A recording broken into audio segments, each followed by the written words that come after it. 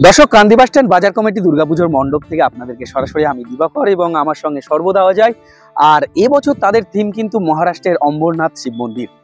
মণ্ডপের প্রস্তুতি কতদূর এগোলো সবটা আপনাদেরকে জানাবো। পুজোর মাত্র আর কিছুদিন বাকি, হাতে গোনা, সবটা আপনাদের জানাবো। আশা করি আপনাদের ভালো লাগবে। আকাশেও আমরা দেখতে পাচ্ছি শরতের মেঘ কিন্তু থেমে থেমে যাচ্ছে এবং বিগত কিছু বছর ধরে এই কান্দি বাস স্ট্যান্ডের মণ্ডপ অনেকের মন কেড়েছে।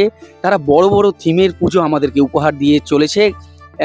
আমার যতদূর মনে আছে কেদারনাথ মন্দির এবং গত বছর আদি যোগীনাথ, এবছর তাদের মহারাষ্ট্রের অম্বরনাথ শিব মন্দির।